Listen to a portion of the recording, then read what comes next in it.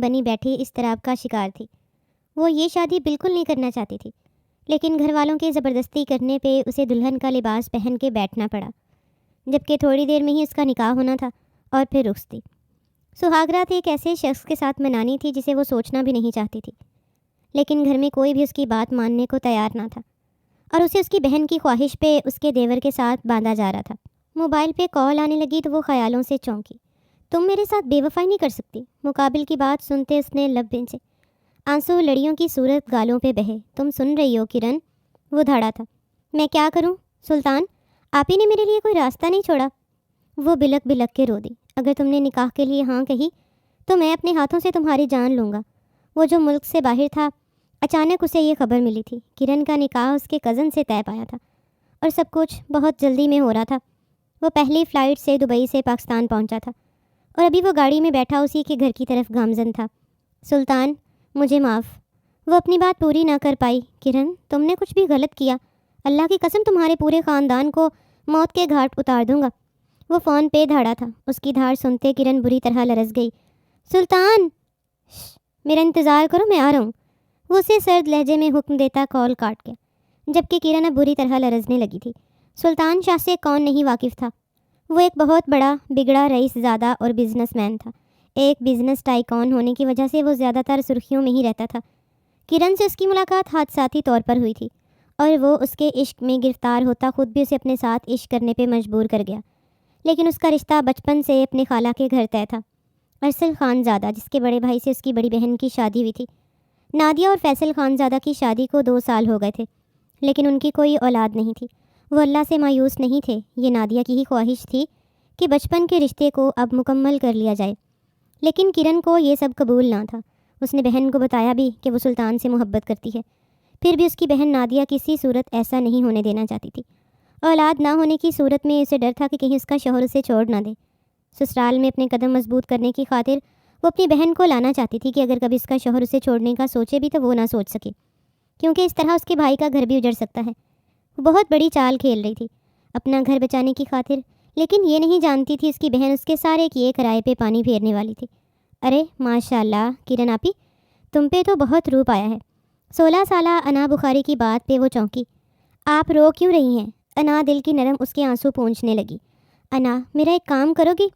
کرن انا کے روپ میں فرشتہ نظر آیا اور پھر اس نے انا کو اپنی مدد کے لیے راضی کر لیا۔ وہ بہت ڈر رہی تھی، لیکن کرن نے جان دینے کی دھمکی دی، جس پہ انا کو اس کی بات ماننی پڑی۔ اس سے پہلے کہ بارات آتی، کرن نے انا کی مدد سے گھر سے بھاگنے کی پلاننگ کی۔ وہ دلہن کے لباس میں گھر کے پچھلے دروازے سے بھاگ نکلی تھی، جبکہ 16 سالہ انا اسے بھاگنے میں مدد کرتی اب اندر اس کے کمرے میں بیٹھی رو رہی تھی۔ کرن نے گھر سے نکلنے سے پہلے سلطان کو فون پر اپنے بھاگنے کی اطلاع دے دی تھی۔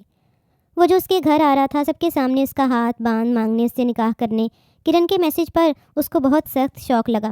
فوراً اسے کال ملائی، لیکن وہ کال کاٹ گئی۔ ڈرائیور کو کرن کی بتائی ہوئی جگہ پہ گاڑی موڑنے کو کہا۔ اسے کرن پہ سخت غصہ آ رہا تھا۔ وہ کیسے گھر سے بھاگ سکتی تھی؟ اسے یہ سب پسند نہیں تھا، غلط تھا۔ وہ جائز طریقے سے اس کے ساتھ نکاح کر کے اپنے ساتھ لے کے جانا چاہتا تھا، لیکن کرن نے سب کچھ خراب کر دیا، جس کا وہ کرن سے اب حساب لینے والا تھا۔ باہر سے باتوں کی آواز آ رہی تھی، جس کا مطلب یہ تھا کہ بارات پہنچ گئی ہے۔ وہیں اندر بیٹھی انا بخاری کا دل زوروں سے دھڑک رہا تھا، جب سب کو یہ پتہ چلنا تھا کہ کرن بھاگ گئی ہے اور اسے بھگانے والی کوئی اور نہیں، اس کی پھپھو کی بیٹی انا بخاری ہے۔ نہ جانے اس کے ساتھ کیا ہوتا، لیکن وہ یہ نہیں جانتی تھی کہ اس نے کرن کی بات مان کر اپنے لیے کتنی بڑی مشکل کھڑی کر دی ہے۔ ابھی وہ بیٹھی سوچ ہی رہی تھی کہ دروازہ بجنے لگا۔ انا کا دل پسلیاں توڑ کر باہر آنے کو بے تاب ہوا۔ وہ کس کس کی بات کا کیا جواب دیتی، یہ سوچ سوچ کر وہ اپنی انگلیاں چٹکا رہی تھی۔ دروازہ ایک بار پھر سے زور سے بجا تو مجبوراً اسے آگے بڑھ کر دروازہ کھولنا پڑا۔ نادیہ کو دیکھ کر اس کے چہرے کا رنگ یک دم لٹھے کی مانند سفید پڑا۔ کیوں دروازہ نہیں کھول رہی تھی؟ کتنی دیر سے دروازہ بجا رہی ہوں؟ نادیہ نے اندر آتے ہوئے ارد گرد نگاہ دوڑاتے انا کو کہا، لیکن انا نے آگے سے کوئی جواب نہ دیا۔ کرن کہاں ہے؟ نادیہ نے انا کے ماتھے پہ پسینے کی ننھی بوندیں نمودار ہوتی دیکھی۔ میں کچھ پوچھ رہی ہوں تم سے، جواب کیوں نہیں دے رہی؟ کرن کہاں ہے؟ اب کی بار نادیہ نے غصے سے انا کی جانب دیکھتے ہوئے ماتھے پہ بل ڈالے پوچھا۔ نادیہ آپی، کرن اب یہاں پہ نہیں ہے۔ آنکھوں میں آنسو لیے بولی۔ کیا مطلب یہاں نہیں ہے؟ کہاں ہے وہ؟ نادیہ کے چہرے پہ حیرت اور فکر مندی نمایاں ہوئی۔ وہ چلی گئی ہیں، بلاخر انا نے دل بڑا کرتے ہوئے نادیہ سے کہہ دیا۔ چلی گئی؟ کہاں چلی گئی؟ سچ بتاؤ انا، کرن کہاں ہے؟ نادیہ نے اسے دونوں بازوؤں سے پکڑ کر جھنجھوڑا۔ پورا گھر مہمانوں سے بھرا پڑا تھا، بارات آ چکی تھی اور ایسے میں کرن کا یہاں نہ ہونا سب کی عزت کو خاک میں ملا دیتا۔ انہوں نے کہا اگر زبردستی کسی نے میرا نکاح کیا تو وہ اپنی جان دے دے گی۔ پھر وہ یہاں سے چلی گئی۔ کہاں چلی گئی؟ کچھ تو بتایا ہوگا نا، کیوں ہم سب کی عزت کو داؤ پر لگانے پہ تھلی ہوئی ہو؟ نادیہ نے آنکھوں میں آنسو لیے ہوئے کہا۔ اس وقت نادیہ انتہائی بے بسی کی حالت محسوس کر رہی تھی۔ پتہ نہیں لیکن وہ چلی گئی ہے۔ نادیہ آپی، انا نے روتے ہوئے کہا۔ چپ، آواز نہ آئے۔ نادیہ نے دروازہ بند کیا اور وہیں سر پکڑ کر بیٹھ گئی۔ اسے سمجھ نہیں آ رہا تھا کہ اب وہ کیا کرے، کیسے یہ سب ٹھیک کرے۔ کہاں ڈھونڈے گی کرن کو؟ موبائل لے کر گئی ہے۔ اچانک سے نادیہ کو سوچ آئی۔ انا نے اس بات میں سر ہلایا۔ نادیہ نے کرن کے نمبر پر کال ملائی۔ کال جا رہی تھی لیکن وہ اٹھا نہیں رہی تھی۔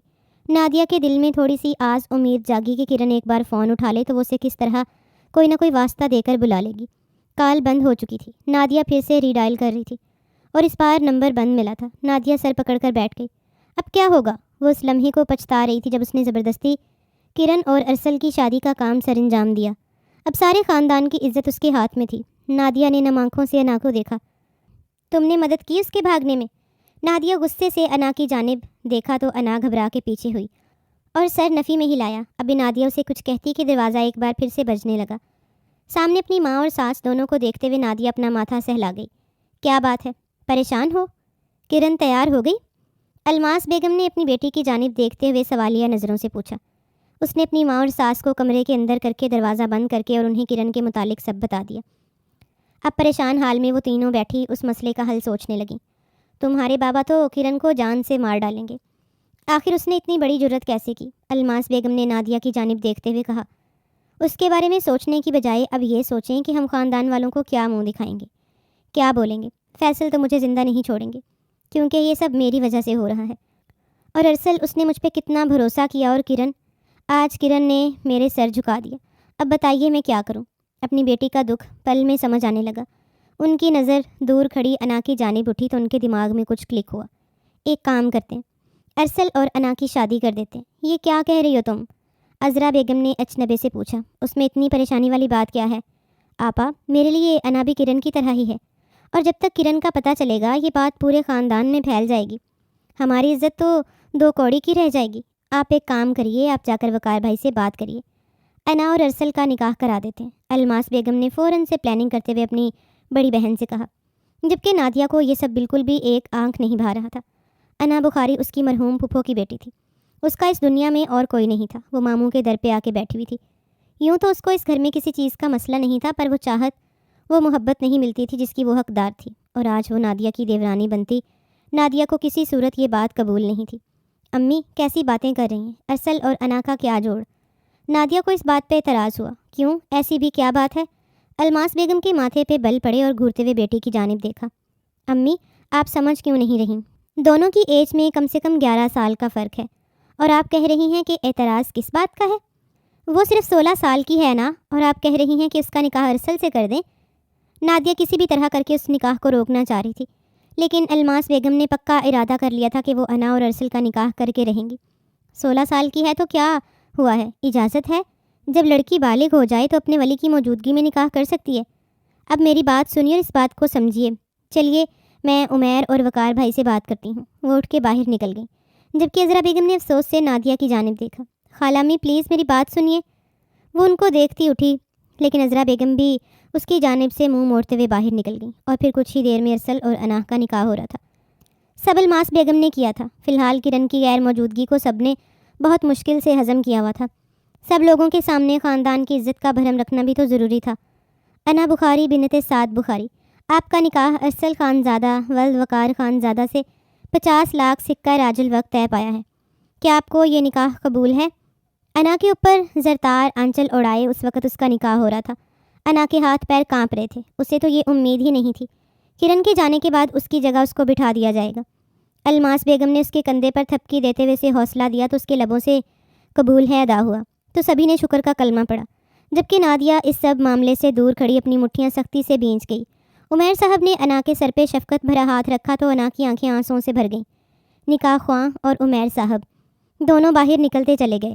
ارسل خانزادہ ولد وقار خانزادہ، آپ کا نکاح انا بخاری ولد سعد بخاری کے ساتھ 50 لاکھ سکہ راج الوقت طے پایا ہے کہ آپ کو یہ نکاح قبول ہے۔ وہ اپنی مٹھیوں کو سختی سے بھیجے قبول ہے کہہ گیا۔ اس کی ہونے والی عورت شادی کے دن بھاگ نکلی تھی۔ اب اس چھوٹی سی بچی کو اس کے نکاح میں دیا جا رہا تھا جو 18 کی بھی نہیں تھی۔ وہ خان تھا، اس کی مردانگی پہ سخت ضرب لگی تھی، لیکن وہ چپ تھا، صرف اپنے بھائی اور بھابھی کی وجہ سے۔ دعا کے لیے ہاتھ بلند ہوئے۔ میں قسم کھاتا ہوں کرن عمیر، تم جہاں کہیں بھی چھپ جاؤ تمہیں میں ڈھونڈ نکالوں گا اور وہ سزا دوں گا کہ تم ساری زندگی یاد رکھو گی۔ وہ دل ہی دل میں کرن سے مخاطب تھا۔ نکاح ہوتے ہی کھانا سرو کر دیا گیا۔ عمیر صاحب ایک کونے میں کھڑے اپنے آنسو اپنے اندر اتار رہے تھے۔ انہیں یقین نہیں آ رہا تھا کہ ان کی بیٹی ان کا سر جھکا گئی تھی۔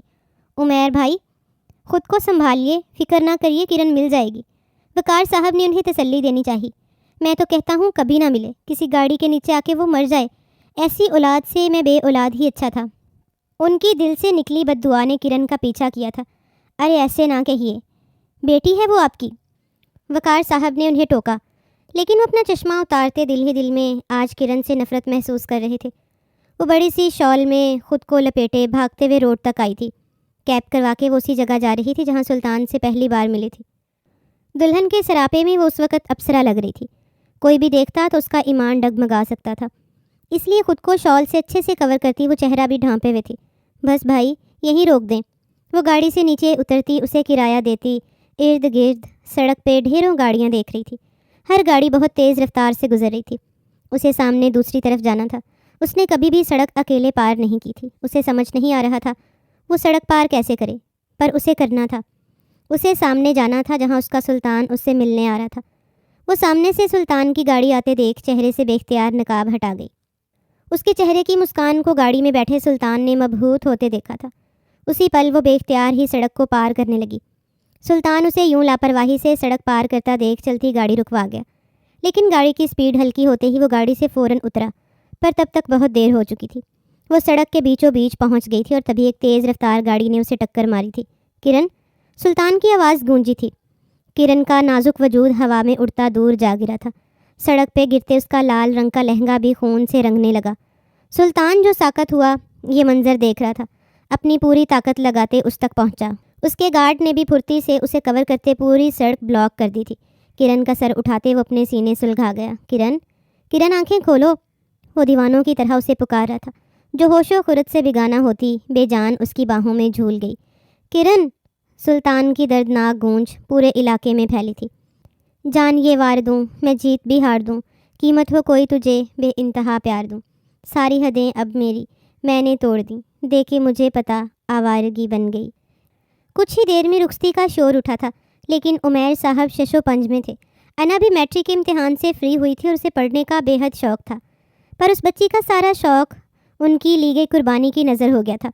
انہوں نے سب کچھ وقار خان زادہ کے گوش گزار دیا، اپنی ساری بے چینی پریشانی ان کو بتا دی۔ فکر نہیں کرو، میرا بیٹا ارسل بہت سمجھدار ہے، وہ سب جانتا ہے، وہ انا کو بہت طریقے سے ہینڈل کرے گا یار، اور تم فکر نہ کرو، اس کی پڑھائی کی ذمہ داری میری ہے، وہ جہاں تک تعلیم حاصل کرنا چاہے اسے میں تعلیم دلواؤں گا۔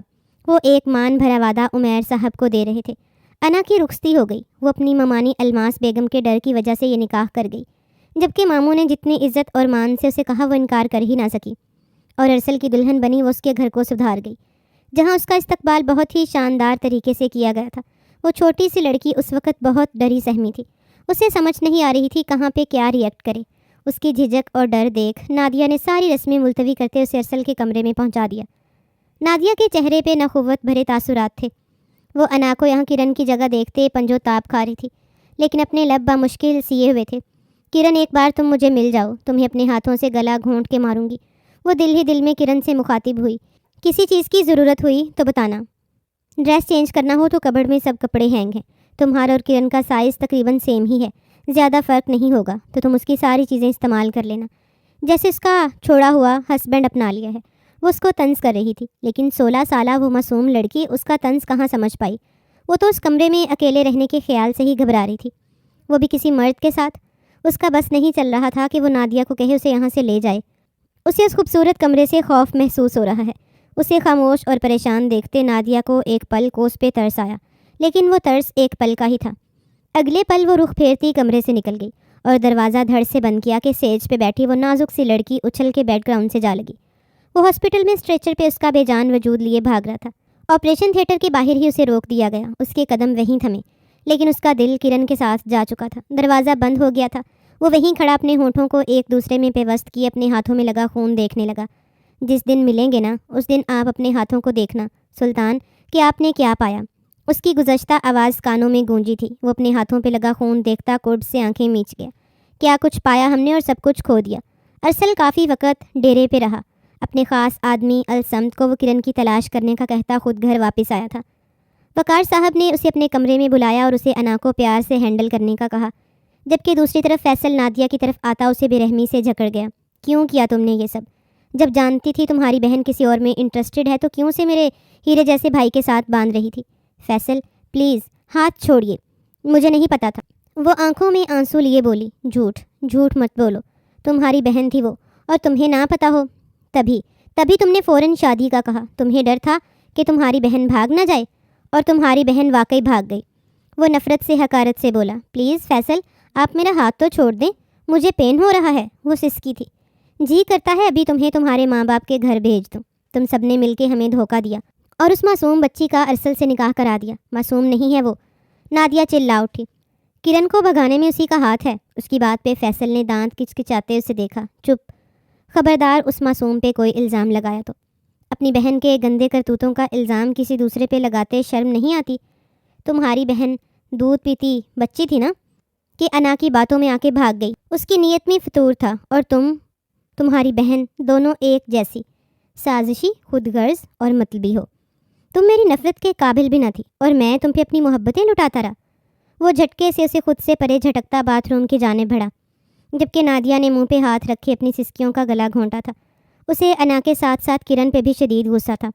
آج جو کچھ ہو رہا تھا اس کی وجہ سے ہو رہا تھا کہ سسرال میں پیر مضبوط کرنے کے چکر میں وہ اپنا آپ اب یہاں پہ بہت انفٹ محسوس کر رہی تھی، اور یہ تو شاید اس کا آغاز تھا۔ وہ کتنی دیر سے یوں ہی بیٹھی ارسل کا انتظار کرتی رہی، لیکن جب اس کے آنے کے آثار دکھائی نہ دیے تو وہ کبرڈ سے ایک آرام دہ سوٹ نکالتے اپنا ڈریس چینج کرتی، اب کمفرٹیبل محسوس کرتی بستر پہ آئی۔ گہرا سانس بھرتے وہ بستر پہ جا بیٹھی۔ خوبصورت کمرہ، خوبصورت سیج، ہر چیز بہت نفاست پسندی سے سجائی گئی تھی اور اعلیٰ ذوق کا پتہ دیتی تھی۔ وہ کمرے کا جائزہ لیتی وہیں نیم دراز ہو گئی اور تکیے پہ سر رکھے وہ کرن کو سوچنے لگی، انا اگر تم نے میرا ساتھ نہ دیا تو میں اپنے آپ کو یہیں تمہارے سامنے کھڑے کھڑے مار دوں گی۔ مجھے جانا ہے، مجھے ہر حال میں جانا ہے۔ یا اللہ، کرن آپی نے اتنا بڑا قدم اٹھا لیا، ان کی حفاظت فرمانا۔ وہ روتی ہوئی اٹھ بیٹھی۔ اسے یاد آیا آج اس کی نمازیں قضا ہو گئی تھیں۔ عشاء کی نماز کا وقت تھا۔ وہ جلدی سے اٹھے وضو بناتی باہر آئی۔ تھوڑی سی تلاش کے بعد اسے جائے نماز نظر آ گئی۔ وہ یہاں اکثر آیا کرتی تھی نادیہ کی وجہ سے، لیکن کبھی ارسل سے سلام دعا یا ہم کلام نہیں ہوئی تھی۔ قبلہ روح ہو کے نماز پڑھتی وہ اب ارد گرد سے بالکل بے خبر ہو گئی تھی۔ وہ ہمیشہ خشوع خضوع کے ساتھ نماز ادا کرتی تھی۔ ابھی بھی وہ اللہ کے سامنے دعا کے لیے ہاتھ اٹھائے کرن کی سلامتی کی دعائیں مانگ رہی تھی کہ ارسل کمرے میں داخل ہوا۔ اسے جائے نماز بچھا کے نماز پڑھتا دیکھ وہ دروازے میں ہی استادہ رہ گیا تھا۔ اتنا پاک اور مکمل حسن دیکھتا وہ مبہوت رہ گیا تھا۔ وہ جب بھی کبھی یہاں آئی ارسل نے کبھی اسے نگاہ بھر کے دیکھنا تو دور کی بات سرسری انداز میں بھی نہیں دیکھا تھا۔ وہ اس کے لیے چھوٹی بچیوں کی طرح تھی۔ 11 سال چھوٹی تھی وہ، لیکن اس کے نکاح میں آ گئی۔ اچھا خاصا وہ جھنجھلاہٹ کا شکار ہوا تھا، اور مردوں کی طرح اس کی بھی سہاگرات کو لے کے بہت سی فیلنگز تھیں، لیکن سب پہ پانی پھر گیا تھا۔ اب وہ اس بچی کے ساتھ سہاگرات مناتا اچھا لگتا، کہاں وہ 27 سالہ جوان، مضبوط کسرتی باڈی والا بھرپور مرد، جم جا جا کے اپنی باڈی کو مزید وہ خوبصورت بنا چکا تھا، اور کہاں وہ چھوٹی سی 16 سال کی نازک سی لڑکی۔ کیا وہ اس کی شدتیں سہن کر پائے گی؟ وہ گہرا سانس بھر کے رہ گیا اور اپنا سر جھٹکا۔ وہ نماز پڑھ رہی تھی، جبکہ اس کے دماغ میں کیا خیالات آ رہے تھے۔ خود کو سرزنش کرتا وہ بستر کی جانب بڑھتا اپنی کلائی میں پہنی مہنگی گھڑی اتار کے ایک طرف رکھ گیا کہ تبھی اس کی نگاہ اپنی سیج پہ اٹھی جس کو اس نے کتنے ارمان سے سجایا تھا۔ دماغ میں پھر سے لاوے بھرنے لگے، اللہ جی کرن آپی کو اپنی امان میں رکھنا۔ روتے ہوئے دعا مانگتی وہ ارد گرد سے ابھی بھی بے خبر تھی۔ ارسل کب کمرے میں آیا اسے خبر ہی نہ ہوئی، جبکہ اس کی دعا سنتا وہ بری طرح چونکا۔ تو کیا بھابھی جو کہہ رہی تھیں وہ سچ ہے؟ کرن کو بھگانے میں انا کا بھی ہاتھ ہے۔ وہ جائے نماز تہہ کر کے اٹھی تو سامنے ارسل کو بستر پہ بیٹھا دیکھ ٹھٹک کے رکی تھی۔ وہ بالکل بھی نہ ڈرتی، لیکن ارسل جن خونخوار نگاہوں سے اسے دیکھ رہا تھا انہیں سہن کرنا ان کے لیے مشکل ترین کام تھا۔ وہ اپنی جگہ سے اٹھتا اس کے پاس آیا، جو پوچھوں سچ سچ بتانا، کیا کرن کو بھگانے میں تم نے اس کی مدد کی؟ ارسل کا لہجہ اس قدر غصیلا تھا کہ معصوم انا نے فوراً بنا سوچے سمجھے سر نفی میں ہلایا۔ وہ ارسل سے اس قدر ڈر گئی تھی کہ وہ چاہ کے بھی سچ نہ بتا سکی۔ اگر وہ اسے مارتا تو وہ دل ہی دل میں جھرجھری لے گئی۔ بہتری بھی اسی میں ہے تمہاری کہ تم اس سب میں شامل نہ ہو، ورنہ مجھے دشمن کو سیدھا جہنم واصل کرنا بہت اچھی طرح آتا ہے۔ سرد لہجے میں کہتا وہ اس کا گال ہلکا سا تھپ تھپائے باتھ روم کے جانب بڑھا تھا۔ اس کے جاتے ہی انا نے گہرا سانس بھرا تھا۔ اس نے تو اپنی سانسیں ہی روک لی تھیں۔ اللہ جی مجھے اپنی حفظ و ایمان میں رکھنا۔ وہ معصوم اپنے لیے بھی دعا مانگنے لگی۔ پیشنٹ کو سر پہ بہت گہری چوٹ لگی ہے۔ ہم نے ان کا آپریٹ تو کر دیا ہے، لیکن اگلے 24 گھنٹے بہت امپورٹنٹ ہیں کہ اس دوران انہیں ہوش آ جائے۔ ان کے دماغ کی خاص حصے پہ چوٹ کی وجہ سے وہ نیند میں جا چکی ہیں، اور اگر انہیں ہوش نہ آیا تو پھر ان کے کوما میں جانے کے چانسز زیادہ ہیں۔ ڈاکٹر طلحہ نے بنا کسی لگی لپٹی کے ساری بات سلطان کے گوش گزار کر دی۔ وہ اپنی آنکھیں سختی سے میچتا رہ گیا۔ آپ اللہ سے دعا کریں کہ انہیں ہوش آ جائے۔ ڈاکٹر اس کے کندھے پہ تھپکی دیتے جا چکے تھے۔ وہ ملینر سلطان شاہ، جس کے آگے ایک دنیا دم بھرتی تھی، جس کی دولت اور شہرت کے دور دور تک چرچے تھے، آج وہ ایک عام سی لڑکی کے لیے ہاسپٹل میں بیٹھا اللہ سے اس کی زندگی کی دعائیں مانگ رہا تھا۔ وہ لڑکی جو اس کی محرم نہ تھی، اس سے کوئی تعلق نہ تھا، لیکن ایک رشتہ تھا، دل کا رشتہ، وہ رشتہ جو اس کے جینے کی وجہ تھا، اس کی کل کائنات تھی وہ لڑکی۔ اور یہی تو سچ ہے، اللہ انسان کو اس کی سب سے محبوب چیز سے ہی آزماتا ہے۔ آج سلطان شاہ کی آزمائش تھی۔ وہ اٹھا تھا، لڑکھڑایا، لیکن گرا نہیں تھا۔ شمس اسے تھامنے کو آگے بڑھا، لیکن اس نے ہاتھ کے اشارے سے روک دیا۔ وہ اپنے مالک کو یوں ٹوٹتا نہیں دیکھ پا رہا تھا۔ یہ قدم کبھی ڈگمگا تو جائیں گے شمس، لیکن انہی قدموں پہ چل کے اپنے اللہ کے پاس جاؤں گا، اسی کے حضور سجدہ ریز ہوں گا، اسے اپنی زندگی کی بھیک مانگوں گا۔ وہی تو سب کو دیتا ہے، وہی تو بے نیاز ہے، اپنے بندے پہ بوجھ نہیں ڈالتا۔ سلطان شاہ کی باتیں سنتا شمس بھی اس کے لیے دعا کرنے لگا۔ وہ شروع سے اس کے ساتھ تھا، اس کا سایہ بن کے اس کے ساتھ رہتا تھا، اس کا باڈی گارڈ تھا۔ سلطان ہاسپٹل سے قریب مسجد میں داخل ہوا اور وضو بناتا وہ رب کے حضور سجدہ ادا کرنے لگا۔ اپنی روح حیاتی کے لیے دعا گو تھا۔ آنکھوں سے پہلی بار آنسو گرے تھے۔ وہ آنکھیں بند کی اپنے رب حقیقی سے اپنا عشق مجازی مانگ رہا تھا، اور وہ تو بے نیاز تھا، وہ تو سبھی کو دینے والا تھا، بس بندہ مانگے تو صحیح۔ نہ جانے اللہ کو ہماری کون سی ادا پسند آ جائے۔ رات کے آخری پہر انا کی آنکھ کھلی تو کمرے میں نیم اندھیرا تھا۔ پیاس کی وجہ سے اس کے حلق میں کانٹے چبھے تھے۔ اس نے رخ پھیر کے ارسل کی جانب دیکھا، جو پیٹ پھیرے رخ دوسری جانب کیے گہری نیند میں سو رہا تھا۔ اس کے ہلکے مدھم خراٹوں کی آواز سنتی وہ اس کے پہلو سے اٹھ بیٹھی تھی۔ رات کو وہ صوفے پہ ہی سونے لگی تھی۔ جب ارسل نے اسے بستر پہ سونے کا کہا اور خود رخ پلٹ کے سونے کے لیے لیٹ گیا، وہ جانتا تھا ابھی وہ چھوٹی ہے اور سہاگرات کے تقاضوں کو سمجھ نہیں سکتی، اس لیے دل پہ پتھر رکھے وہ نیند کی گولی لیتا بمشکل نیند کی وادیوں میں کھونے لگا تھا۔ دوسری طرف انا کو یوں اس کا پیٹ موڑ کے سونا بری طرح چبھا تھا۔ کیا وہ اس قدر ارزاں تھی کہ ارسل نے اس کی جانب دیکھنا گوارا نہیں کیا؟ اس کی آنکھوں میں آنسو بھر آئے تھے، پر وہ خود پہ ضبط کے یہ بستر کی دوسری جانب لیٹی سوتی بن گئی۔ نیند کی دیوی اس پہ بہت دیر بعد مہربان ہوئی تھی، پر اب وہ پھر سے جاگ گئی تھی۔ اس نے ایک بہت برا خواب دیکھا تھا۔ اسے شدت سے پیاس لگی تھی۔ وہ جگ سے پانی گلاس میں انڈھیلنے لگی، لیکن جگ خالی تھا۔ اسے حیرت ہوئی، کیا کسی نے بھی پانی رکھنا بھی گوارا نہیں کیا تھا؟ وہ آنکھوں سے آنسو پونچھتے جگ اٹھائے کمرے سے باہر نکلی، کچن کا رخ کیے فلٹر سے پانی نکالا اور واپس کمرے میں آئی۔ گلاس میں پانی ڈالتے وہ ایک ہی سانس میں سارا پانی پی گئی، لیکن اس کی پیاس کی شدت میں کمی ہی نہیں آ رہی تھی۔ پانی پی کے گلاس ایک طرف رکھتے وہ سونے کے لیے لیٹی کہ تبھی ارسل نے اس کی جانب کروٹ لی۔ وہ اسے دیکھتی رہ گئی۔ پہلی بار اسے یوں بہت پاس سے اور قریب سے دیکھ رہی تھی۔ گال کے نیچے ہاتھ رکھے وہ اس مقناطیسی نقوش کے حامل مرد کو یک ٹک دیکھ رہی تھی۔ جوان لڑکی تھی، دل میں بھی کسی کی تصویر بھی اجاگر نہیں ہوئی تھی۔ ارسل ہی وہ پہلا مرد تھا جو اس کی زندگی میں آیا تھا اور اس کے دل میں گھر کر گیا تھا۔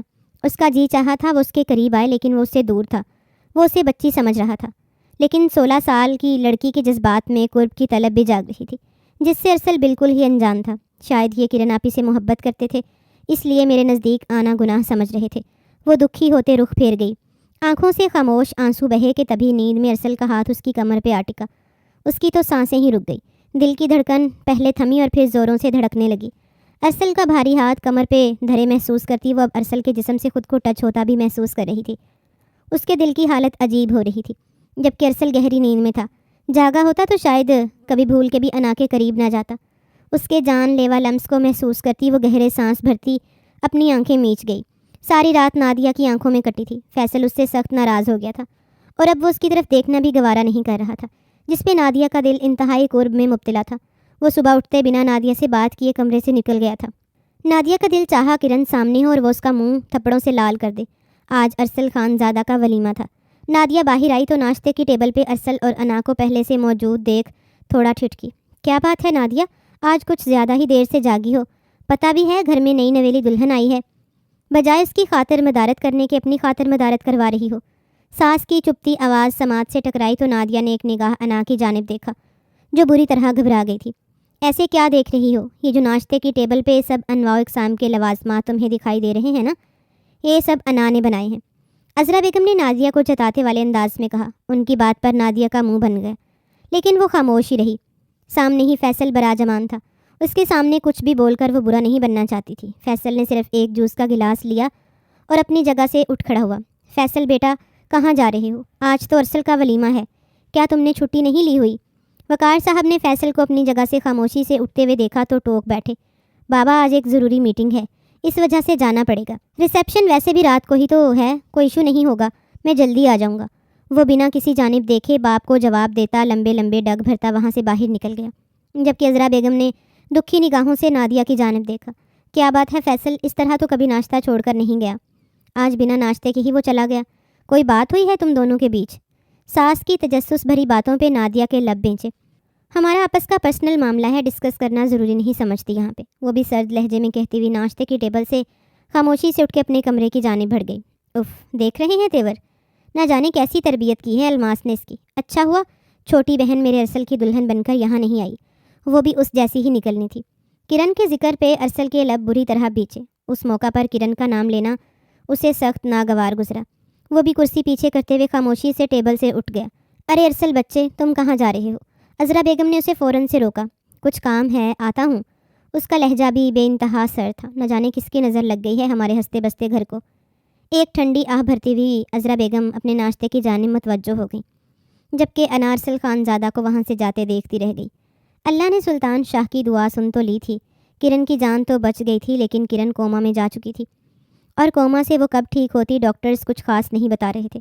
پر سلطان کو اپنے اللہ پہ پورا بھروسہ تھا کہ وہ اس کی کرن کو اسے واپس لوٹا دے گا، اور اس کے لیے چاہے ساری زندگی کیوں نہ انتظار کرنا پڑے، وہ اپنی کرن کے واپس آنے تک اس کا ضرور انتظار کرے گا۔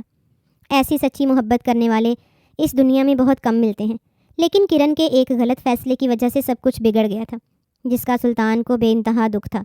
پر آج وہ خود کو حالات کے آگے بے بس محسوس کر رہا تھا۔ اچھے سے اچھا علاج اور اچھے سے اچھا ڈاکٹر وہ کرن کے لیے پرووائڈ کر رہا تھا، لیکن کچھ معجزے اللہ تعالیٰ کی دین ہوتے ہیں۔ وہ اللہ سے دعا گو تھا کہ کرن جلد از جلد ٹھیک ہو جائے، اور سب سے پہلا کام وہ یہی کرنے والا تھا کہ اسے اپنے نکاح میں لیتا۔ وہ لڑکی دیوانوں کی طرح اس سے محبت کرتی تھی، لیکن گھر سے بھاگنے پر وہ اسے معاف نہیں کرنے والا تھا، کیونکہ یہ غلط حرکت تھی۔ اس کے باوجود بھی وہ اسے چھوڑنے کا ارادہ نہیں رکھتا تھا۔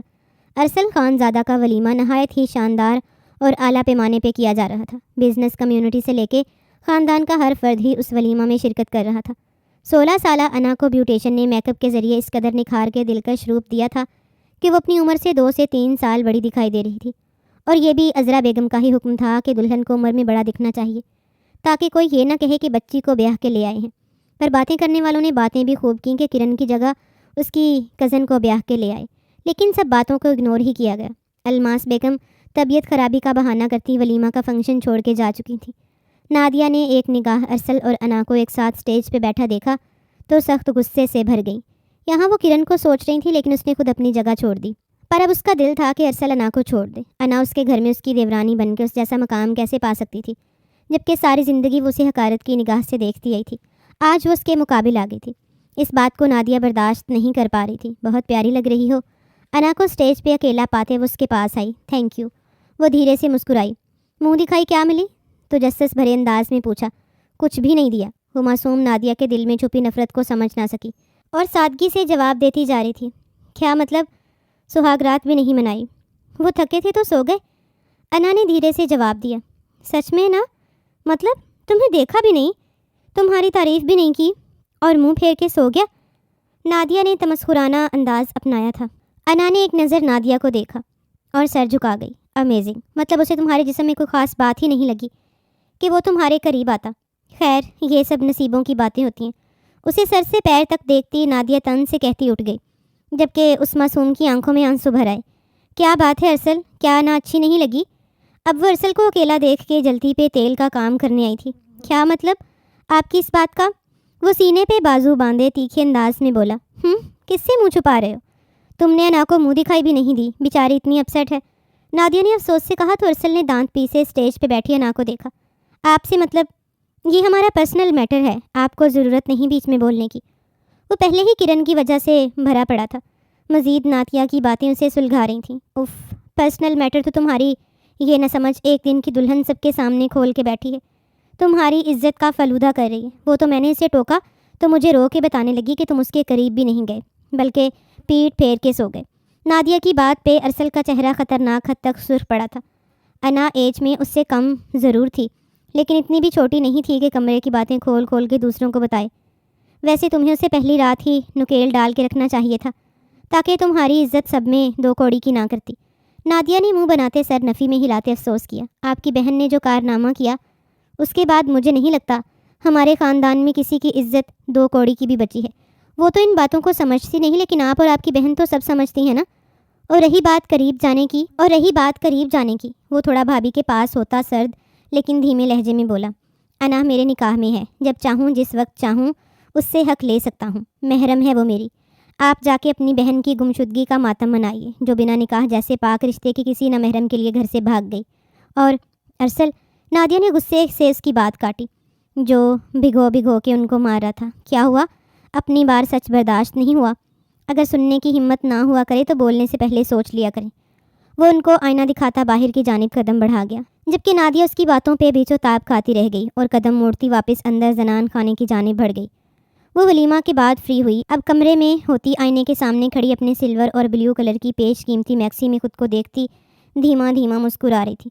کل تو بس گھر میں ہی تیار ہوئی تھی، لیکن آج اسے بالکل دلہنوں کی طرح سجایا گیا تھا۔ اپنے چہرے کے نقش نگار پہ ہاتھ رکھے وہ اپنی مہنگی جیولری کو دیکھتی شرماتی سی مسکرا رہی تھی۔ آئینہ اسے اپنی تعریف کرتا دکھائی دیا۔ کیا ہی ہو جاتا اگر خان جی میری تھوڑی تعریف ہی کر دیتے۔ کتنے کنجوس ہیں، منہ دکھائی بھی نہیں دی۔ کتنا شرمندہ ہوئی بھابھی کے سامنے۔ وہ منہ میں بڑبڑائی اور کانوں سے آویزیں اتارنے لگی کہ تبھی ارسل دھاڑ سے دروازہ کھولے اندر داخل ہوا۔ اسے یوں غصے سے اندر آتا دیکھ اس کا ہاتھ کان کے پاس جاتا رک گیا تھا۔ دل میں اختیار پھر سے دھڑکنے لگا تھا، پلکیں جھکنے سے انکاری ہو گئیں۔ نہ جانے انا کا جی چاہا اس کے چوڑے سینے میں سما جائے اور ارسل بھی اس کو پیار کرے، اس کی کیئر کرے، لیکن اس کے چہرے پہ پھیلے غصے کو دیکھتی وہ تو اپنی جگہ سے ہلنے کی بھی ہمت نہ کر پائی۔ کیا چاہیے تمہیں مجھ سے؟ منہ دکھائی چاہیے؟ وہ اس کے پاس آتا اس کا رخ اپنے جانب موڑ گیا۔ انا نے فوراً سر نفی میں ہلایا۔ تمہیں شرم نہیں آئی؟ یوں کمرے کی باتیں باہر نکالتے اسے سختی سے بازو سے جکڑے وہ جھنجھوڑ گیا۔ وہ نازک سی لڑکی اپنا سانس روکے ارسل خان زادہ کو سہمے ہوئے دیکھ رہی تھی۔ ہو کتنی سی تم، اور تمہیں قربت کی آگ لگی ہے؟ وہ اس کے سامنے اتنی بے باک بات کر رہا تھا کہ انا کی آنکھیں آنسوں سے بھرنے لگیں۔ زبان تو جیسے تالو کے ساتھ جا چپکی تھی۔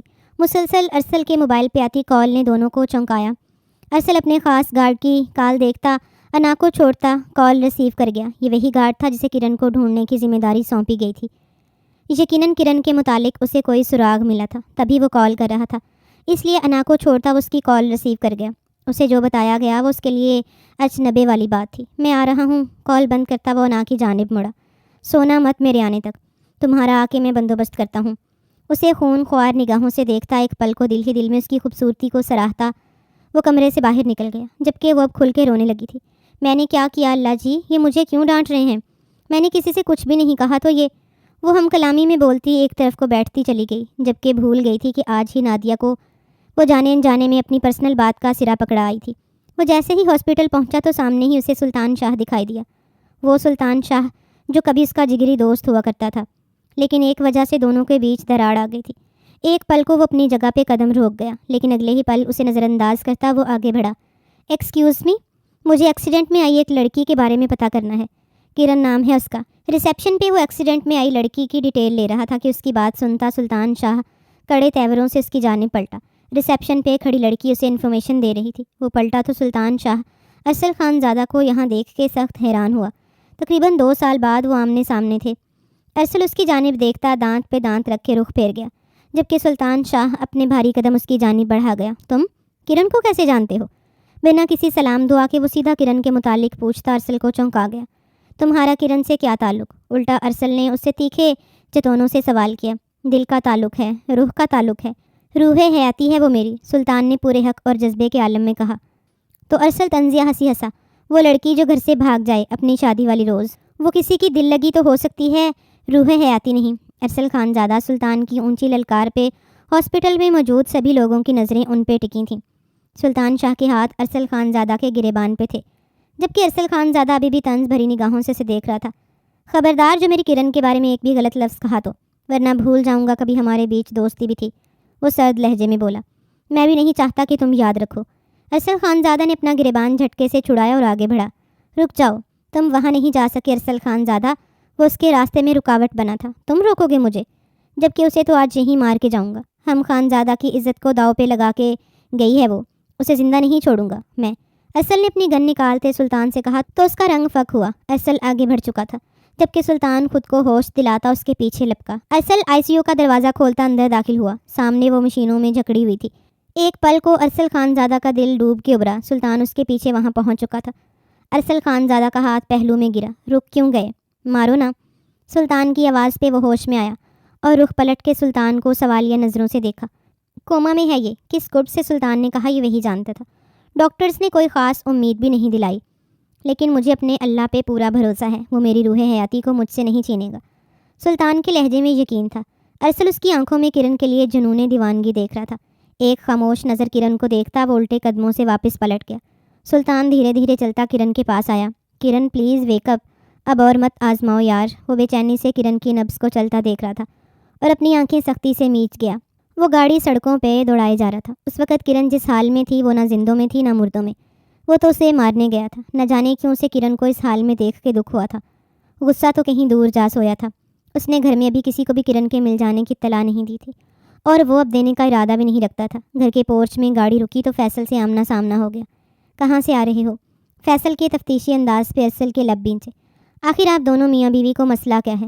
کیوں ہماری ٹوہ میں لگے رہتے ہیں؟ وہ نادیہ والی بات ابھی تک نہیں بھولا تھا۔ ارسل تم ہوش میں ہو؟ کس لہجے میں بات کر رہے ہو؟ آج تمہارا ولیمہ تھا اور تم بجائے اپنے کمرے میں ہونے کے رات کے اس وقت باہر سے آ رہے ہو۔ میں نے اگر بڑا بھائی ہونے کے ناطے پوچھ لیا ہے تو کیا گناہ کر دیا ہے؟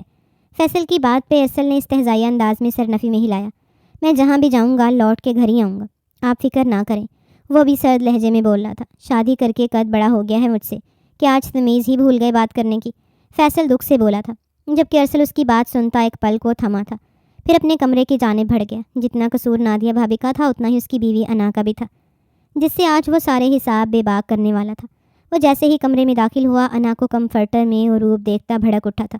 اس کی نیند کو اڑا کے خود کتنے مزے سے سو رہی تھی۔ آگے بڑھ کے سائڈ لیمپ آن کیا اور بستر پہ اس کے پاس جھکا۔ آج میں تمہیں بتاتا ہوں کہ اصلی مرد کیا ہوتا ہے۔ تم نے میرے بھابھی کے سامنے کیا بکواس کی تھی کہ میں تم سے پیٹھ موڑ کے سوتا ہوں؟ ارسل نے سوتی ہوئی انا سے کمبل اتار کے پھینکا تھا۔ انا اچانک سے اس کے یوں کمبل کھینچنے پہ بوکھلا گئی۔ ابھی تو اس کی آنکھ لگی تھی، کتنی دیر وہ روتی رہی۔ رونے سے اس کی آنکھیں بھی سوج سی گئی تھیں اور آنکھوں میں لال ڈورے تیر رہے تھے۔ انا کی سرخ آنکھوں میں نیند کا خمار دیکھ کر ارسل کے جذبات یکدم بھڑکے تھے۔ وہ اسے واپس تکیے پہ گرا گیا اور اس کے اوپر سایہ فگن ہوا۔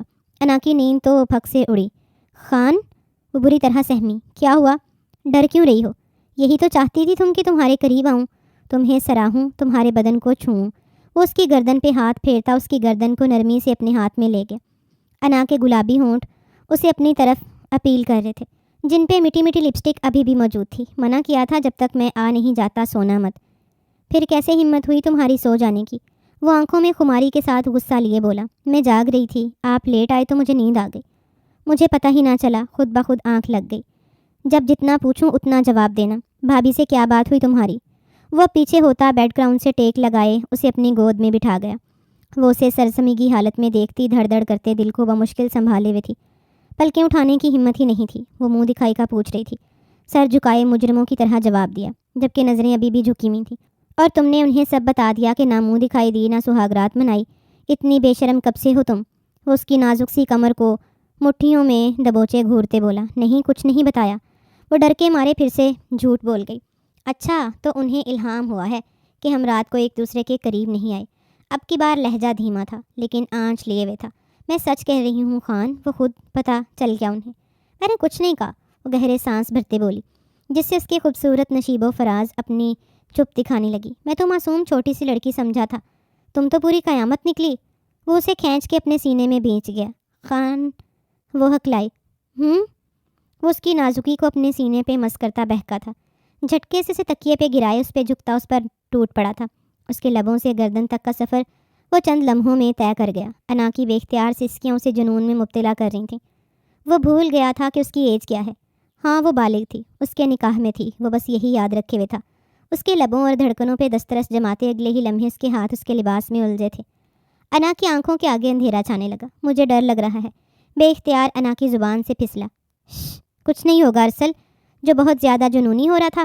انا کی پکار پہ خود کو کچھ حد تک قابو کر گیا، لیکن اس قدر قریب آ کے وہ دور نہیں جا سکتا تھا۔ اس کو ہر پردے سے آزاد کرتا وہ اس کی جانب مخمور نگاہوں سے دیکھ رہا تھا۔ انا نے بے اختیار ہوتے خود کو اپنی ہی باہوں میں سمیٹا تھا اور ہراساں نظروں سے ارسل کو دیکھنے لگی۔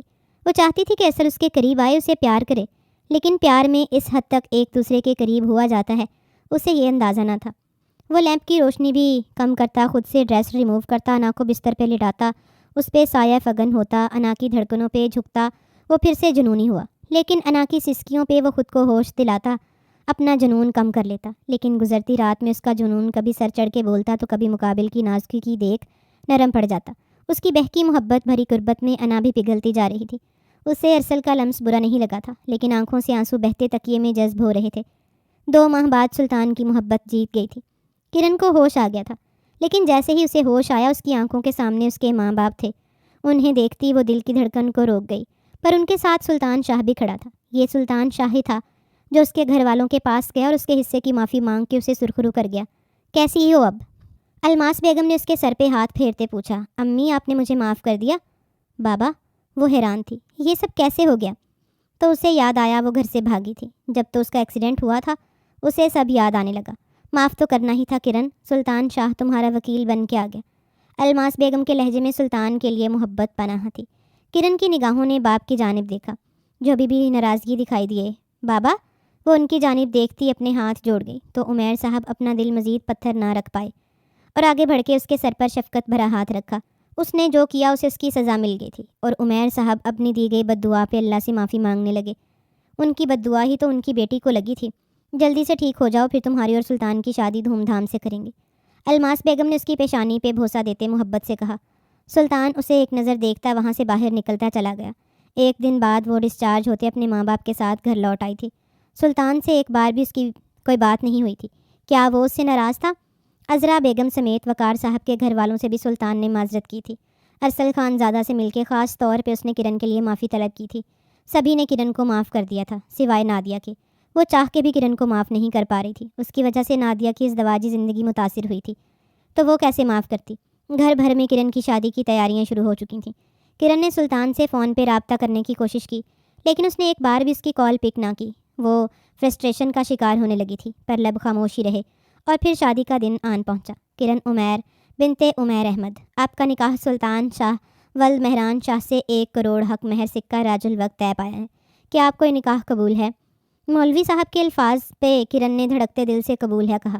سلطان ہی تو اس کا سب کچھ تھا، اسے ہی تو وہ دل سے اپنا سب مانتی تھی، پر وہ ناراض تھا۔ نکاح مکمل ہوا تو مبارکباد کا شور اٹھا۔ کرن چونکی۔ انا نے سب سے پہلے کرن کو گلے سے لگایا۔ بہت بہت مبارک ہو کرن آپی، آپ کی محبت سچی تھی، آپ کو آخر مل ہی گئی۔ میں بہت خوش ہوں آپ کے لیے۔ وہ سچے دل کی لڑکی دن بدن ارسل کی محبت میں نکھرتی جا رہی تھی۔ ارسل اس سے محبت سے زیادہ اس کی کیئر کرتا تھا۔ اس کے میٹرک کا رزلٹ بہت اچھا آیا تھا۔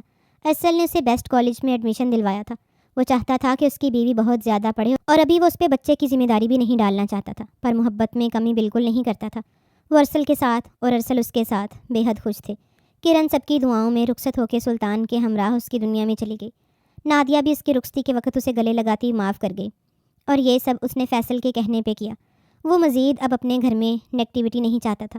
اس پہ مصلحت کا راستہ اپنایا۔ دھیرے سے نادیہ کا ہاتھ تھاما تو وہ اسے دیکھنے لگی۔ میری بات ماننے کے لیے تھینکس۔ اس کے نرم لہجے پہ نادیہ نے گہرا سانس بھرا۔ وہ بھی نیگیٹو ہی تو ہو گئی تھی، لیکن وقت رہتے فیصل نے اسے اور خود کو سنبھال لیا تھا۔ نادیہ کو بھی انا کے ساتھ اپنے گزشتہ رویے پہ دکھ ہوا۔ وہ جتنا اس کے ساتھ برا کرتی وہ اتنا ہی اس کے ساتھ اچھا کرتی، جس سے نادیہ اپنے ضمیر کے آگے شرمندہ ہو جاتی۔ اب غلط فہمیوں کے بادل جھٹے تھے تو ہر منظر واضح ہونے لگا۔ سلطان کمرے میں آیا تو وہ بنا گھونگھٹ نکالے بیٹھی اسے دیکھنے لگی۔ وہ بے حد خوبصورت لگ رہی تھی، لیکن سلطان بالکل اسپاٹ چہرہ لیے ڈریسنگ روم کی جانب بڑھ گیا، اور جب باہر آیا تو وہ بالکل سامنے آنکھوں میں آنسو لیے کھڑی تھی۔ آپ مجھے کیوں اگنور کر رہے ہیں؟ تو کیا نہیں کرنا چاہیے؟ جو کچھ تم نے کیا اس کا تمہیں کوئی احساس ہے؟ بنا مجھے بتائے گھر سے بھاگ نکلی، بولا تھا میرا ویٹ کرو، کیوں نہیں کیا؟ آ رہا تھا نا میں، مر تو نہیں گیا تھا؟ جو منہ اٹھا کے سج سنور کے بھاگ نکلی۔ وہ انتہائی سرد لہجے میں بولا۔ اس کے مرنے کی بات پہ کرن کی آنکھیں بھیگ گئیں۔ اور اندھا دھند سڑک پار کرتے بھی تمہیں میرا خیال نہ آیا؟ وہ اب بھی اس پہ سخت غصہ تھا، جبکہ وہ اپنی کوما میں اس کی باتیں سنتی تھی جب وہ اسے واپس آنے کو کہتا تھا، اس لیے کہ اسے ڈانٹ سکے۔ وہ نہ روٹھے انداز میں گالوں پہ آئے ٹنس پوچھتی، لہنگا دونوں اطراف سے اوپر کرتی بستر کی جانب بڑھ گئی۔ اس کا یہ ایٹیٹیوڈ دیکھتا سلطان ماتھے پہ بل لاتا اسے بستر پہ بیٹھنے سے پہلے ہی کھینچ کے اپنی طرف موڑ گیا۔ ایک غلطی کی اور اب اوپر سے ایٹیٹیوڈ دکھا رہی ہو؟ وہ اسے اپنے سینے سے لگائے ماتھے پہ بل ڈالے بولا۔ افسوس ہو رہا ہے کہ میں بچ کیوں گئی، کوما سے واپس نہ آتی، مر جاتی تو۔ اس کے الفاظ پورے ہونے سے پہلے سلطان شدت سے اس کے لبوں پہ جھکتا اس کی سانسوں کو روک گیا۔ اسے بستر پہ گراتا خود بھی اس پہ گرا۔ تمہیں کوما میں دیکھ کے روز مرتا تھا میں، دوبارہ مرنے کی بات مت کرنا۔ وہ اس کی ناک کے ساتھ ناک رب کردہ مخبور لہجے میں بولا۔ اس کے لبوں پہ پھر سے جھک گیا۔ کرن نے اس کے گرد اپنی باہیں حائل کرتے خود کو اس کے سپرد کیا تھا۔ کب سے انتظار تھا دونوں کو ان لمحوں کا، اللہ نے آخر انہیں ملوا ہی دیا۔ کانگریچولیشنز میری جان، تمہارا FSC کا رزلٹ آ گیا، فرسٹ ڈویژن آئی ہے۔ ارسل مٹھائی لیے کمرے میں آیا جبکہ نا کے چہرے میں ایک ڈر رقم تھا۔ کیا ہوا؟ وہ مٹھائی ایک طرف کرتا اس کی جانب بڑھا تو اس نے پریگننسی اسٹرپ اس کے سامنے کی۔ M pregnant. اس کی آنکھیں آنسوں سے بھر گئیں۔ ارسل نے حیرانی سے اسے دیکھا۔ یار میں نے تو بہت احتیاط کی تھی، پھر بھی؟ وہ پرسوچ انداز میں بولا تو نا کی آنکھوں میں زاروں قطار آنسو بہنے لگے اور وہ پھوٹ پھوٹ کے رو دی۔ یار رو کیوں رہی ہو؟ وہ اس کے دونوں ہاتھ رکھے تھام گیا۔ مجھے پتا تھا آپ کو کوئی خوشی نہیں ہوگی۔ وہ سوں سوں کرتی اپنے آنسو پونچھنے لگی۔ کس نے کہا؟ پاگل، میں تمہیں بتا نہیں سکتا کتنا خوش ہوں میں، اور تم اب 19ویں سال میں ہو تو رونے کی ضرورت بالکل نہیں، میں ہوں نا، بہت زیادہ خیال رکھوں گا اپنی جان کا۔ وہ اس کے ماتھے پہ بھوسا دیتے اسے معتبر کر گیا، جبکہ وہ بھی پرسکون ہوتی اپنی آنکھیں موند گئی۔